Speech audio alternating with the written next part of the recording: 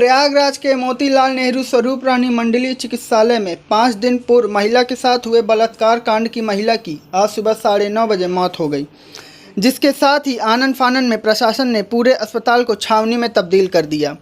जहां कल ही इस विषय में समाजवादी पार्टी युवा कार्यकर्ता संदीप के नेतृत्व में पीड़िता के भाइयों द्वारा उप जिलाधिकारी नगर को ज्ञापन दिया गया था एवं निष्पक्ष जांच की मांग की गई थी। वहीं आज सुबह इसकी मौत के बाद मामला पेचीदा हो गया है। आपको बता दें, 5 दिन पूर्व महिला द्वारा ऑपरेशन थिएटर के बाहर आने के बाद लिखित रूप से अपने साथ बलात्कार करने की बात कही थी, जिसको लेकर अस्पताल प्रशासन ने 5 सदस्य की जांच समिति गठित की थी, जिसमें डॉक्टरों को क्लीन चिट दे दिया गया था। उसके बाद कभी विरोध कभी समर्थन में लगातार लोगों द्वारा रैलियों का आयोजन किया जा रहा था एवं निष्पक्ष जाँच की बात कही जा रही थी। अस्पताल प्रशासन का कहना है कि लड़की के फेफड़ों में सांस लेने के लिए परेशानी हो रही थी, जिसको लेकर वेंटिलेटर पाइप लगाने के लिए कल रात को परिवार वालों से इजाज़त मांगी गई, जिस पर परिवार वालों ने इजाज़त देने से मना कर दिया। मल्टीपल ऑर्गन के खराब होने की वजह से पीड़िता की जान चली गई। आज सुबह 9:30 बजे हमारी बहन की निर्मम हत्या कर दी गई है। डॉक्टर बार बार हमसे पेपर पे साइन करवा रहे थे कि तुम्हारी बहन की जान खतरे में है और फिर से दोबारा ऑपरेशन करना होगा, लेकिन जब हमने साइन नहीं किया तो डॉक्टर का कहना है कि तुम्हारी बहन को निमोनिया हो चुका, फेफड़ा बिल्कुल ख़त्म हो चुका है। किसी न किसी बहाने से मतलब हमसे साइन करवाया जा रहा था कि तुम्हारी बहन की जान खतरे में, और कुछ भी होगा वो तुम्हारी जिम्मेदारी होगी। किस तरह की 9 बजे हमारी बहन की डेथ हो गई। किस तरह ये कहे कि वो लोग मार दिए। कितने डॉक्टर आए थे जो स्टेटमेंट लेने के लिए? डॉक्टर करीबन 3-4 डॉक्टर थे। किस तरह की कार्रवाई की मांग कर रहे हैं आप?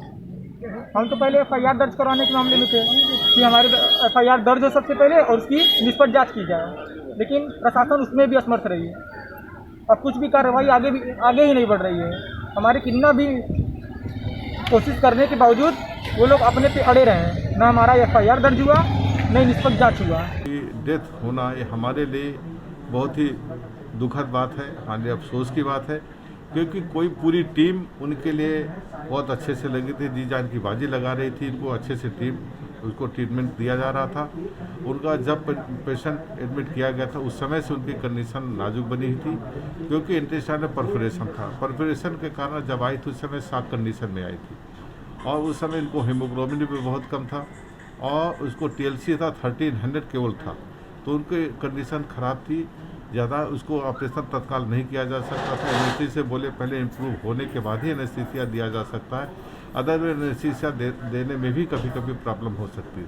तो उनको ट्रीटमेंट दिया गया, जब कंडीशन बेटर हुई फिर हीमोग्लोबिन कम होने का ब्लड दिया गया, तब उनको पूरी टीम ने, उसमें 4 सर्जन मौजूद थे साथ में, उनके द्वारा इनका ऑपरेशन किया गया। ऑपरेशन बहुत सक्सेसफुल रहा, लेकिन जो बीमारी थी परफोरेशन के कारण शॉक कंडीशन थी और पूरी बॉडी में इन्फेक्शन था, इसके कारण उनकी स्थिति नाजुक बनी हुई थी। बीच में थोड़ा सा वेंटिलेटर लगाया गया था, बीच में इम्प्रूवमेंट हुआ था, फिर कल दिन से उनकी स्थिति फिर खराब होने लगी और उनके बॉडी इन्फेक्शन के साथ मल्टी ऑर्गन फेलियर पे जाने लगी। BP भी बहुत मुश्किल से मेंटेन हो रहा था और वो उनको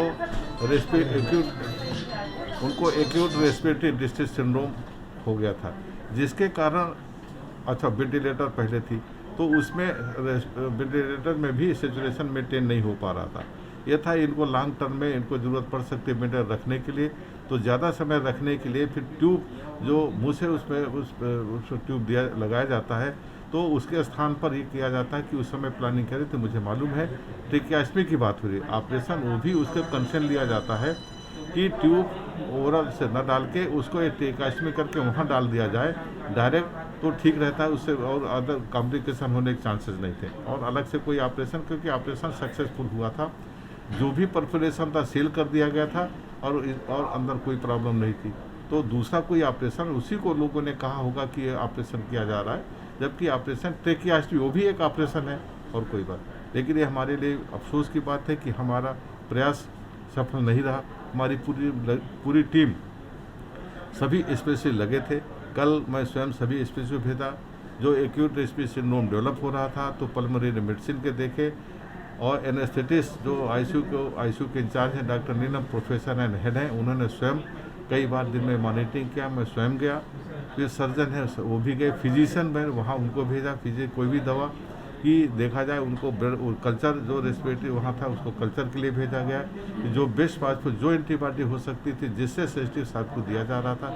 लेकिन कभी कभी ऐसी स्थिति होती थी कि हम लोगों के हाथ में नहीं है, कभी कभी हम लोग नहीं बचा पाते थे, लेकिन इसका अफसोस होता है।